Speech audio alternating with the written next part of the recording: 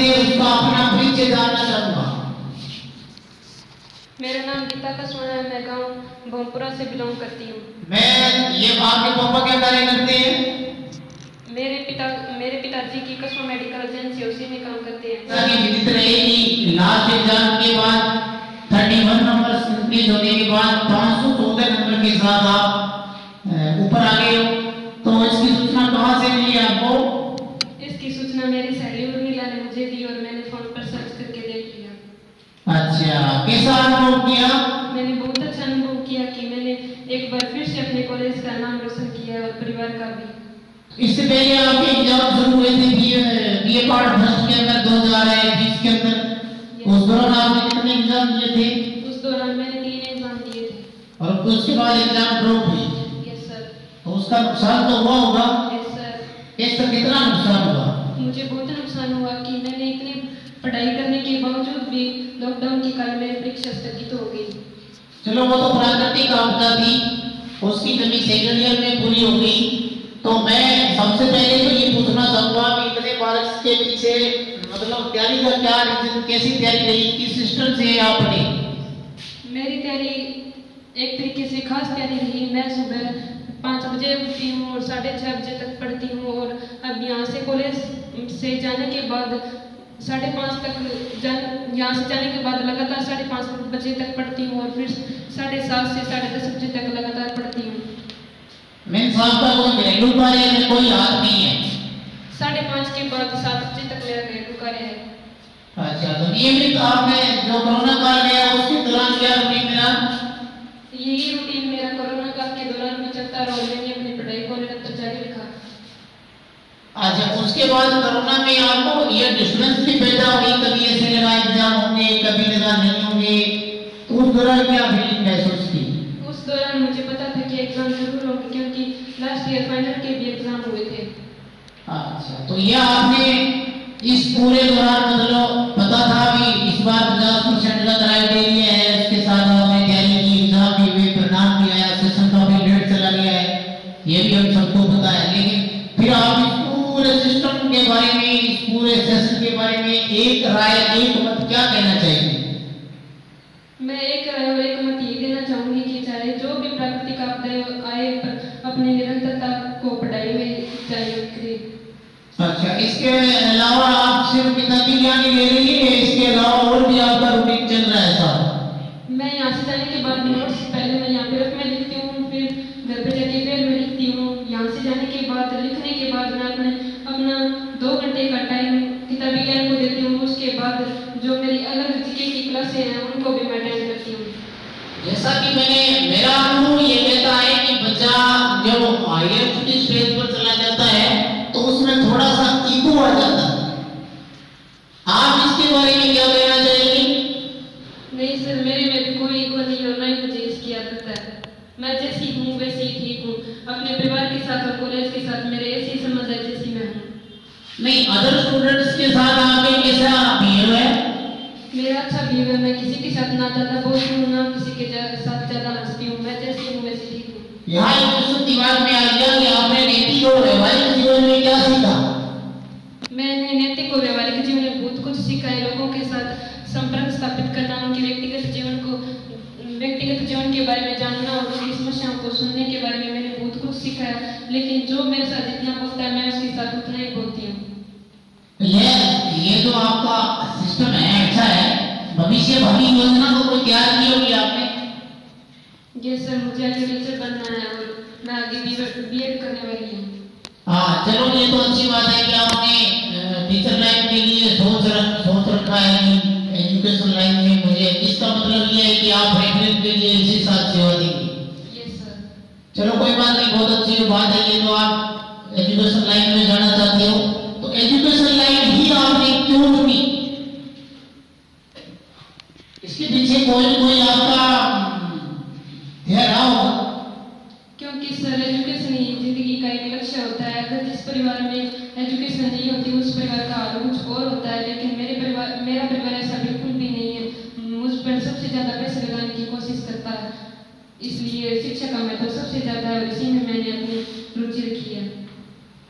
आप पैसे लगाने वाले तो बहुत सारे हैं, जरूरी तो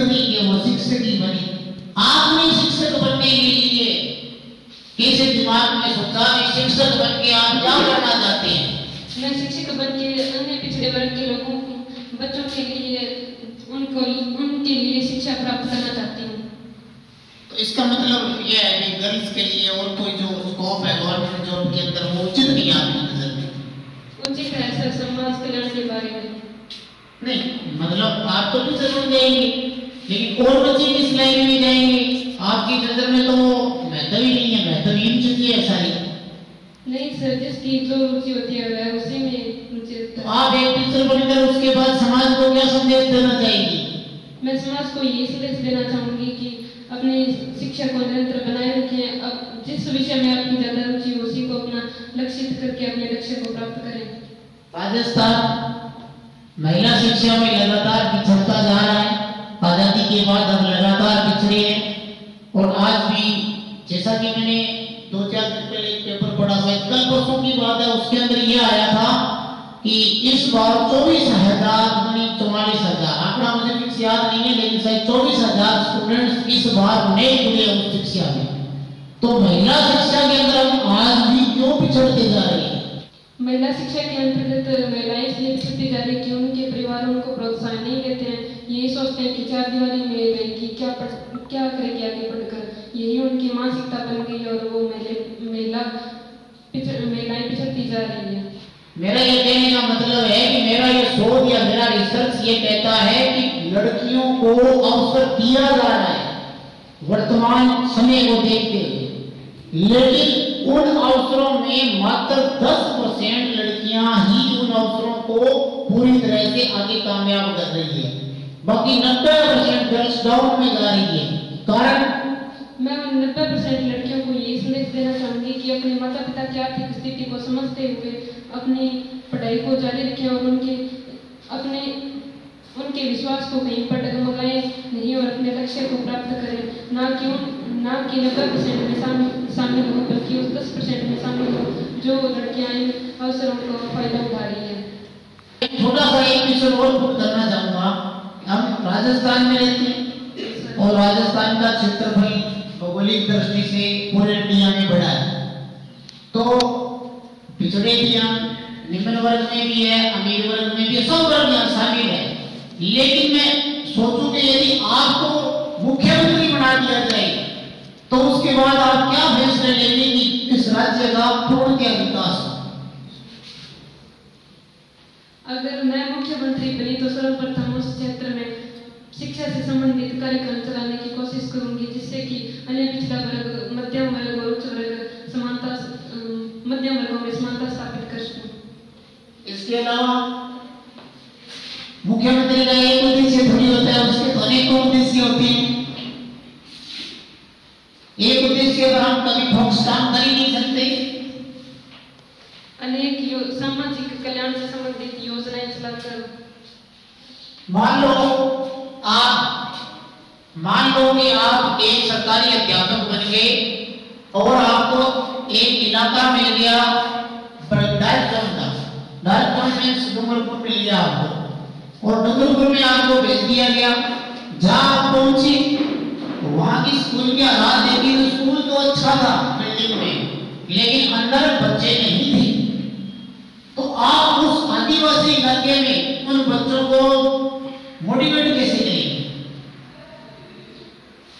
मैं अगर सरकारी अध्यापक होती तो आदिवासी क्षेत्रों के घर में जाकर उनको अनेक योजनाओं, अनेक नारों के सहयोग से उस क्षेत्र के सभी बच्चों को शिक्षा के प्रति प्रेरित करती और अपने विद्यालय को पूर्ण बनाती। अच्छी बात है, आपने इस संस्था के लिए एक बार ग्रेट अचीवमेंट हासिल किया है, इसके लिए हमारी सब संस्था परिवार की तरफ से आपको शुभकामनाएं हैं। एक सपना होता है, क्या कभी आपने कोई सपना देखा था? ये सर, मेरा सपना अध्यापक बनने का, और जब मैंने किरणदीप गुड्डी को इस मंच से इंटरव्यू के दौरान देखा तो मुझे भी लगा कि मुझे भी इसकी तरह कोशिश करनी चाहिए, और मैंने उसी की तरह अपनी पढ़ाई को जारी रखा और आज इस मुकाम तक पहुंच गई। अच्छा, मतलब हर इंसान के जीवन के अंदर कुछ लॉजिक होता है, कोई उसका मुखिया होता है जिसके पथ पर इंसान चलता है। हर इंसान की ये थ्योरी है जीवन के अंदर। तो आप अपने जीवन की थ्योरी किसे बनाना पसंद करेंगे? किसी का मार्गदर्शक आपने चुना ही होगा, क्या अपने जीवन के लिए सोचा होगा कि ये मार्गदर्शक के देखते हुए हम आगे बढ़ेंगे? सर मैंने इतना कुछ तो नहीं सोचा, पर जब मैंने फर्स्ट ईयर क्लास में इस कॉलेज में एडमिशन लिया तो मुझे ये जरूर लगा कि कहीं ना कहीं श्यामदेव स्कूल के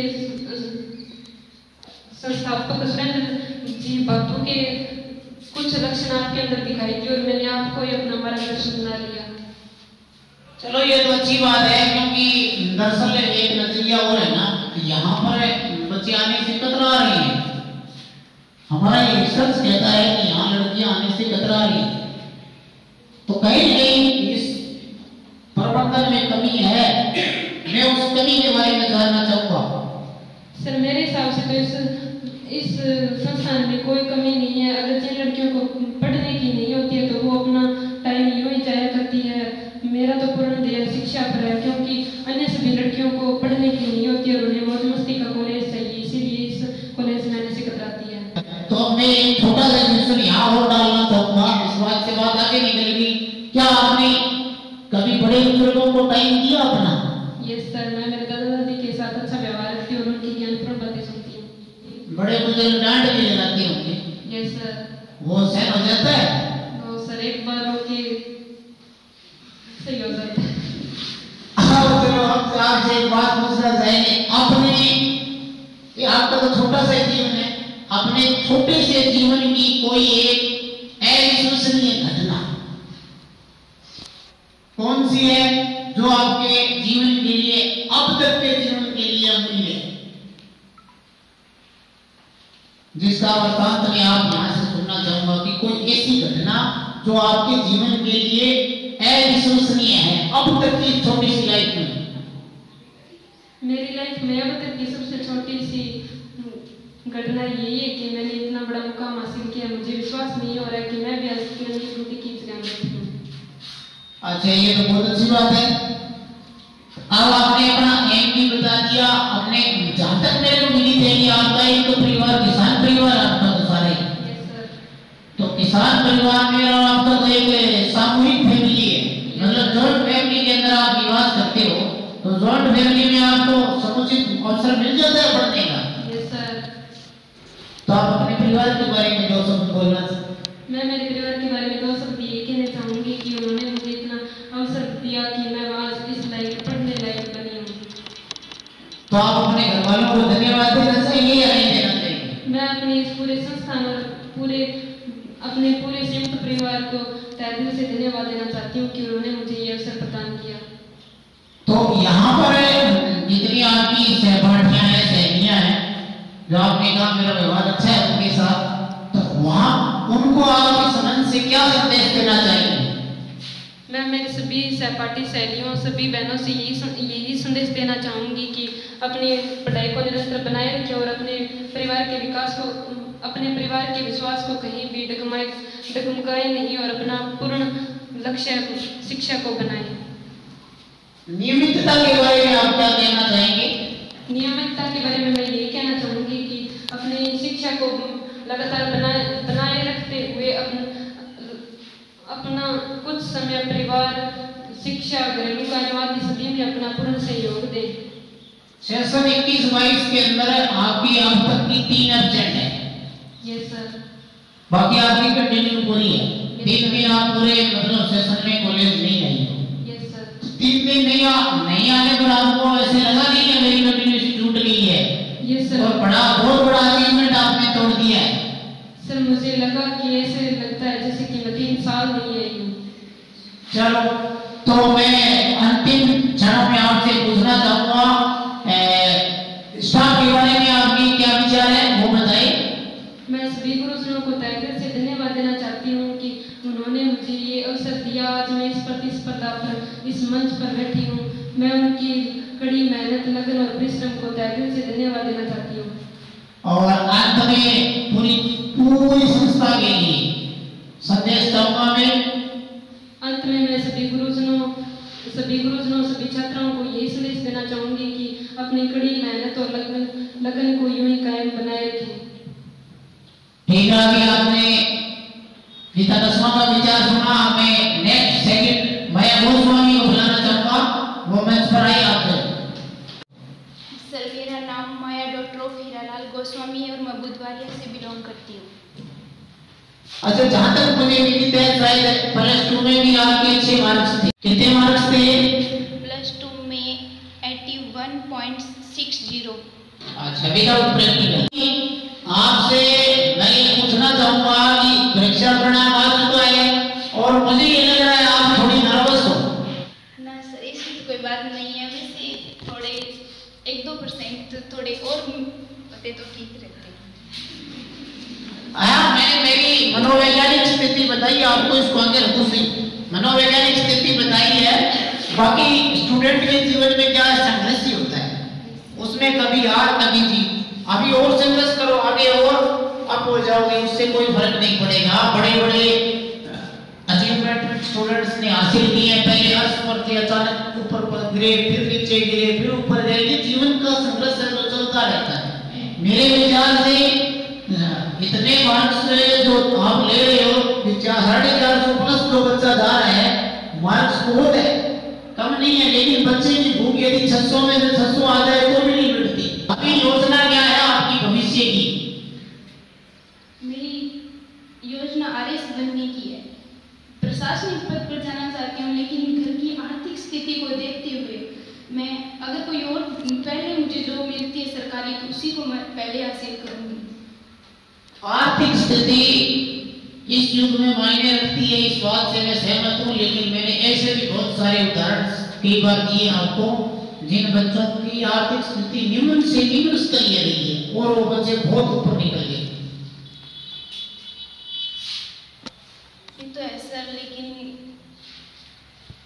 अपना लक्ष्य होता है, उसी के हिसाब से मेहनत होती है। लेकिन जो मेरा लक्ष्य है उसी में हासिल कर लूंगी, ऐसा मुझे लगता है। हाँ, चलो, बहुत ही अच्छी बात है कि आपकी अच्छी सोच है, सोच है, आप उसे हासिल कर लेंगे, कोई प्रॉब्लम नहीं है। और लक्ष्य इंसान को लेके चले तो वो हासिल हो ही जाता है, क्योंकि यदि बीच में डगमगाए ना तो वो अब जरूर ऊपर जाता है, लेकिन उसका विश्वास डगमगा जाता है ना, वहां नीचे गिर जाता है। ये मेरी सोच रहती है, बाकी कोई फर्क नहीं है। मैंने तो अपने वर्क पर चलते रहो, समय बीतता रहेगा, साल बीतते रहेंगे, आखिर हम कहीं न कहीं एक दिन कोई मंजिल हासिल कर ही लेंगे, यदि हमारा लक्ष्य और विश्वास अडिग है। संकट आएंगे, जाहिर सी बात है, आप एक घर सो तो संकट आएंगे। तो मैं तो आपसे एक छोटा सा प्रश्न पूछ करना चाहूंगा, समय को साथ ध्यान में रखते हुए, कि आप एक लड़की हो और लड़की होते हुए आपको बहुत सारी समस्याओं को फेस करना पड़ेगा। यदि वैसी समस्याएं आपके सामने आ जाए तो फिर आप उनका हल कैसे करेंगे? ऐसी कोई समस्या नहीं है सर जिसका हल नहीं है, वो परिस्थितियों के अनुकूल हल कर लूंगी मैं। समस्या का हल तो है ही, मैं ये तो नहीं मानता नहीं है, लेकिन है, लेकिन उसको हल करने का एक तो इंसान की क्या थ्योरी होती है, वो कहता है कर लेंगे। एक वो इंसान होता है यानी आज का आज ही करना है। दो बातें मायने रखती है ना, जो कर लेंगे वो इंसान जीवन के अंदर सक्सेस नहीं होते, क्योंकि कर लेंगे बहुत लंबी चलेगी बात, पता नहीं कब होगा। तो आप इन दोनों में कौन से पक्ष में ज्यादा चलते हो? सर, वो समस्या आएगी तभी उसका निराकरण होगा, पहले भी समस्या आई है, उसका भी हल हुआ है। चलो, आप अपना जो बुद्धि विवेक है उसके अनुसार उचित फैसला लेंगे, ये हम कामना करेंगे। क्योंकि शिक्षा और लड़की दोनों के बीच बहुत सारे संघर्ष आते हैं, बहुत सारी सामाजिक समस्याएं आती हैं, सब कुछ। क्योंकि ग्रामीण परिवेश से आप बिलोंग करते हो तो जाहिर सी बात है समस्या तो आनी है, और उन समस्याओं का निराकरण परिवार के साथ मिल बैठ कर किया जाए तो बेहतरीन होता है। आप अपने गर्ल्स के लिए क्या संदेश देना चाहेंगे यहाँ से? मैं छात्राओं को ये संदेश देना चाहती हूँ कि सब कुछ याद नहीं होता, जितना होता है वो अच्छी प्रकार से होना चाहिए। जरूरी नहीं किसी की होड़ की जाए, लेकिन जो आप मैटर तैयार करते हैं वो अच्छी प्रकार से याद होना चाहिए।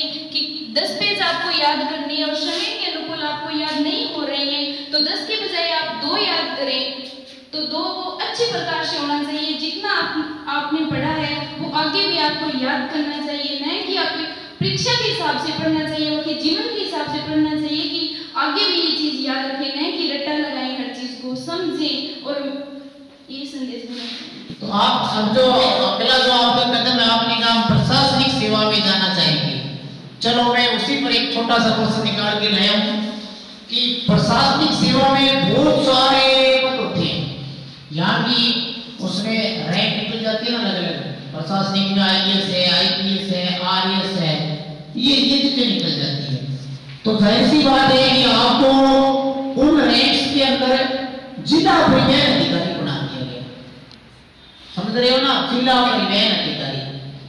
तो मैं ये सोचूंगा कि जिला परिवहन अधिकारी होने के नाते आप बढ़ रहे प्रदूषण के लिए क्या उपाय करेंगे? प्रदूषण के प्रति प्रदूषण न फैलाए इसके प्रति जागरूकता अभियान चलाऊंगी। जो सेंट्रल गवर्नमेंट और स्टेट सरकार की जो भी प्रदूषण के प्रति जो नियम है उनका बलिवान के प्रयोग करूंगी और उन योजनाओं को लागू करूंगी और जनसंपर्क के माध्यम से उनको विशेष प्रकार से जीवन में लाने का प्रयास करूंगी। एक अंतिम प्रश्न, आप सबके लिए क्या कहना चाहेंगे, क्या संदेश देना चाहेंगे? मैं सभी गुरुजनों को मेरी सफलता के लिए धन्यवाद देना चाहूंगी। जो मेहनत वो कर रहे हैं वो अच्छी कर रहे हैं। वास्तव में मैं प्रथम क्लास से 12वीं तक गवर्नमेंट महाविद्यालय में पढ़ी हूँ, तो मेरी ये पहली निजी संस्था है जिसमें मैं पढ़ी हूँ। तो मुझे कोई फर्क नहीं लगा कि निजी महाविद्यालय के अंदर या गवर्नमेंट टीचर्स के अंदर कोई फर्क है, कोई फर्क नहीं है सर। ये मैंने देखा है, जो बताते हैं वो अच्छा ही बताते हैं।